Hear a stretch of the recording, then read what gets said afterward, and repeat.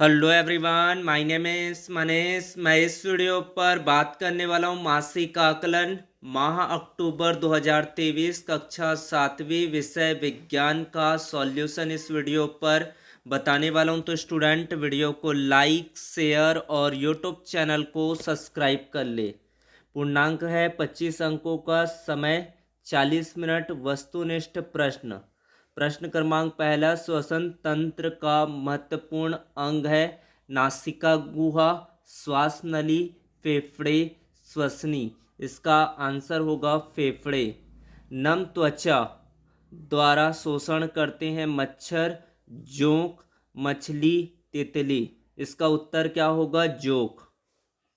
Cocoon से रेशम के रेशों को अलग करने की विधि को कहा जाता है रंगाई, सेरीकल्चर, हार्टिकल्चर, रीलिंग। तो इसका उत्तर क्या होगा? रीलिंग होगा। फिर आपका अगला प्रश्न अति लघु उत्तरीय प्रश्न। 3 प्रश्न यहाँ 2-2 अंकों के लिए है। पश्मीना क्या है? इसके रेशे किसे प्राप्त होते हैं? कोशिकीय श्वसन क्या है? प्रश्न क्रमांक 6, सेरीकल्चर के बारे में संक्षेप में लिखिए। फिर है लघु उत्तरीय प्रश्न, पौधों में श्वसन किस प्रकार होता है? रेशम कीट के जीवन चक्र की अवस्थाओं का सचित्र वर्णन कीजिए। फिर है दीर्घ उत्तरीय प्रश्न, रेशों से ऊन किस तरह बनाया जाता है समझाइए। सांस लेना और छोड़ने की क्रिया को विस्तार से समझाइए। ये प्रोजेक्ट खंड ब का कार्य है। पश्मीना क्या है? इसके रेशे किससे प्राप्त होते हैं? पश्मीना एक प्रकार का महीन और मुलायम ऊन है जो कश्मीर के ऊँटों के पेट के नीचे से प्राप्त होता है। क्या होता है आपका? एक महीन और मुलायम प्रकार का ऊन होता है जो कश्मीर के ऊँटों के पेट के नीचे से प्राप्त होता है। कोशिकीय श्वसन क्या है? कोशिकीय श्वसन एक जैव रासायनिक प्रक्रिया है जिसके द्वारा जीव ऑक्सीजन का उपयोग करके भोजन को ऊर्जा में परिवर्तित करते हैं। इसे कहा जाता है कोशिकीय श्वसन कहते हैं। फिर आपका सेरीकल्चर के बारे में संक्षेप में लिखिए। सेरीकल्चर रेशम कीटों के पालन और प्रबंधन की प्रक्रिया है। इसका मुख्य उद्देश्य रेशम उत्पादन करना है। कीटों का पालन प्रबंधन की प्रक्रिया सेरीकल्चर कहलाता है। इसका उद्देश्य रेशम उत्पादन को वृद्धि करना होता है। पौधों में श्वसन किस प्रकार होता है? इसके बारे में आपका 7वां प्रश्न है। पौधों में श्वसन एक जटिल प्रक्रिया जो 2 चरणों में पूर्ण होती है। पहला होता है आपका ग्लाइसोलाइसिस।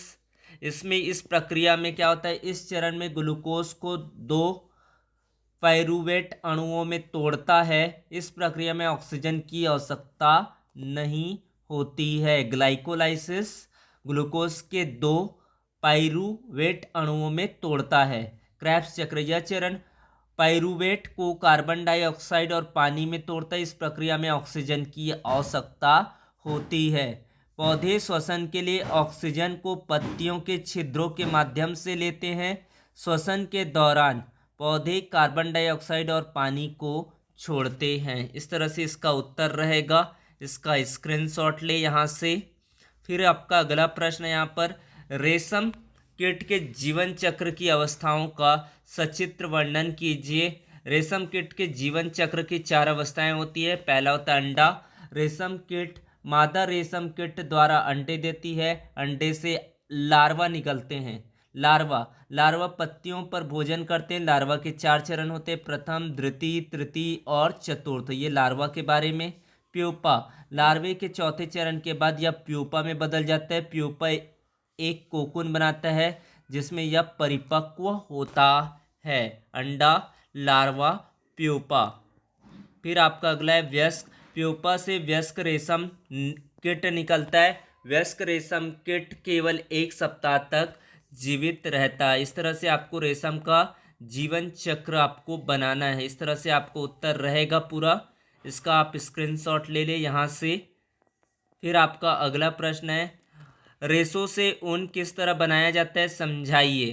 तो रेशों से ऊन बनाने की प्रक्रिया निम्नलिखित चरणों में होती है। पहला, साफ करना। सबसे पहले रेशों को धोया जाता है ताकि उसमें से गंदगी और अशुद्धियाँ निकल जाए। कताई, कताई प्रक्रिया में रेशों को एक साथ घुमाया जाता है ताकि वे एक धागे का निर्माण करें। उसके बाद है आपका कताई प्रक्रिया में क्या होता है, कताई प्रक्रिया में धागे को एक साथ घुमाया जाता है ताकि वे एक मजबूत और टिकाऊ धागे का निर्माण करें। फिर है आपका वॉशिंग, धुलाई प्रक्रिया में ऊन को फिर से धोया जाता है ताकि उसमें से किसी भी अवशेष या गंदगी को हटा दिया जा सके। फिर डाइंग, डाइंग प्रक्रिया में ऊन को रंग दिया जाता है। उसके बाद फिनिशिंग, फिनिशिंग प्रक्रिया में ऊन को एक चमकदार और मुलायम फिनिश दिया जाता है। इस तरह से आपका उत्तर रहेगा, इसका स्क्रीनशॉट ले। सांस लेना और सांस छोड़ना की क्रिया को विस्तार से समझाइए। सांस लेना और छोड़ना एक सतत प्रक्रिया जो हमारे शरीर को जीवित रखने के लिए आवश्यक ऑक्सीजन प्रदान करती है। सांस लेने की प्रक्रिया डायफ्राम जो हमारे फेफड़ों के नीचे की मांसपेशियां सिकुड़ती है, यह फेफड़े को फैलाता है जिससे हवा अंदर आती है। हवा नाक या मुंह के माध्यम से फेफड़ों में प्रवेश करती है। हवा में ऑक्सीजन रक्त में अवशोषित हो जाती है। छोड़ने की प्रक्रिया डायफ्राम जो हमारे फेफड़ों के नीचे मांसपेशियां हैं आराम करती है।